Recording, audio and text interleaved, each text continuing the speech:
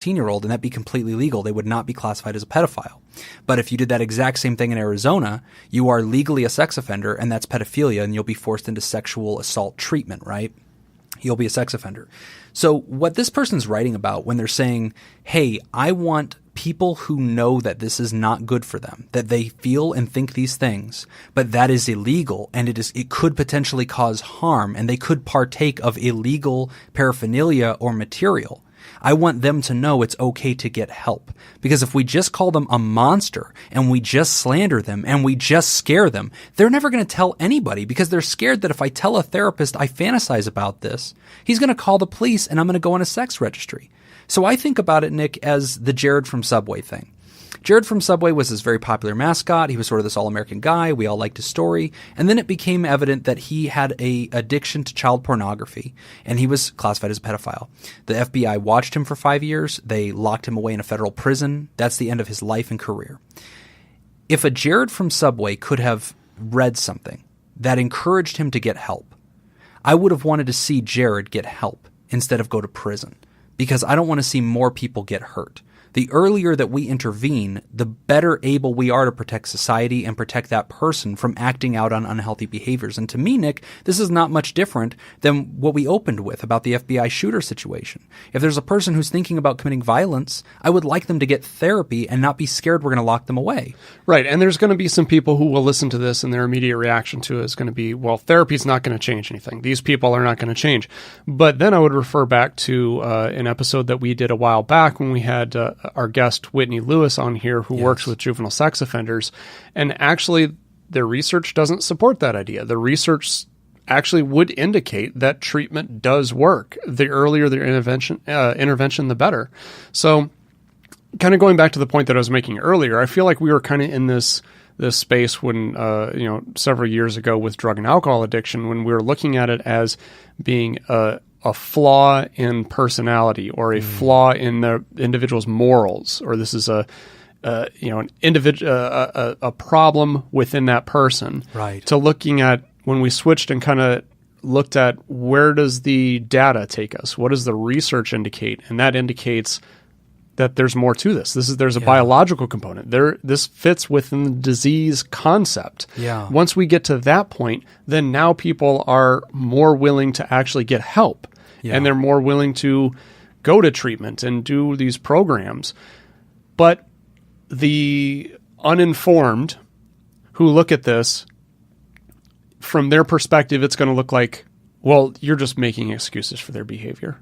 I deal with that all the time. Right.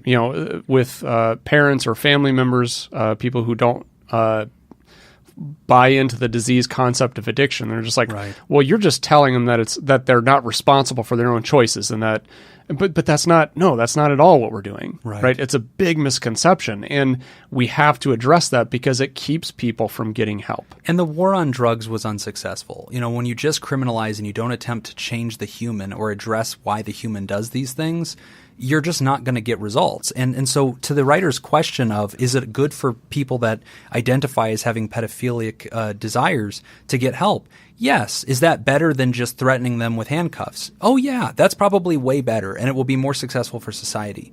Now, the deeper question here, I kind of consulted with Dr. Victoria Hartman about this one. You did? A little. I didn't pick her mind too much, but I kind of let her know we were going to talk about this, and she said, well, she's going to listen to the episode. So, hi, Victoria.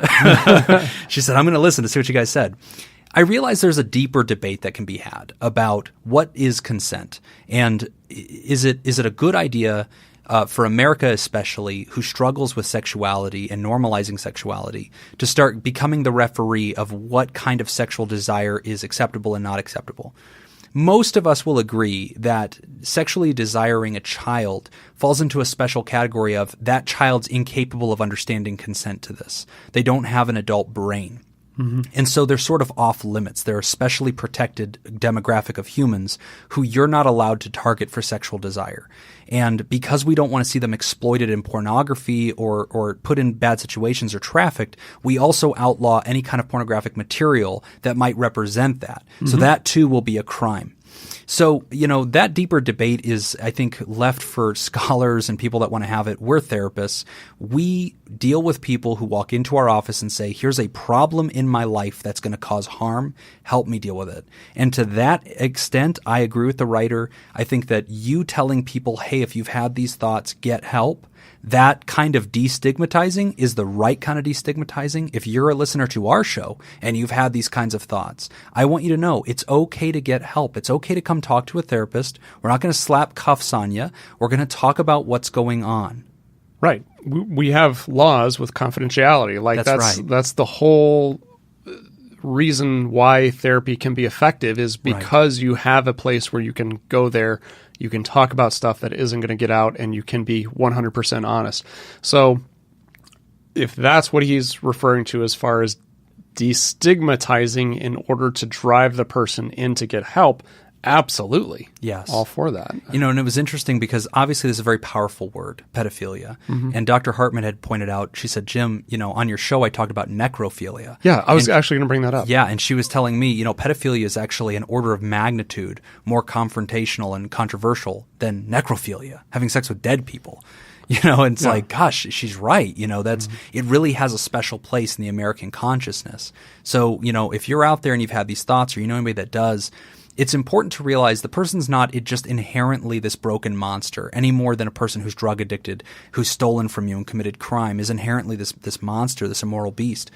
They're a person who's struggling with unhealthy psychology that's causing them to act in certain ways that are not something that our society allows or permits. If that's the case, that causes a clinically significant amount of distress in that person's life. Refer them to helpers immediately. Get help. Don't continue to act out. Mm-hmm. So, Dr. Hartman, if any of this information that Jim is sharing is inaccurate, I guess that just means that you have to come back on the show and set the record straight. Gauntlet thrown. She's like right down the road. I know. We can look out the studio window and wave at her. So we should have her back anyway. We should have her back. So thank you so much for writing that question. I would say that you are helping children by encouraging people who have these desires to get help, that you are not an apologist for pedophilia. So that would be my answer to you. And if you're out there and you're having these thoughts, get help immediately. Do not commit a crime. All right, that's all the time that we've got for this week's session. Thank you to those who contributed to our show today. We really appreciate it. Remember, pod therapy isn't something you should keep all to yourself. Help us reach others by sharing this episode. You can find us at facebook.com/podtherapy or on Twitter @PodTherapyGuys. Do you want to add your own advice to today's questions? Post your thoughts at podtherapy.net and join the conversation. I'm Nick Tangeman. I'm Jim Jobin. Thanks, and we'll see you at Scoop Fest. Yeah, in October. All right, we'll see you then. Or your appointment next week. That too.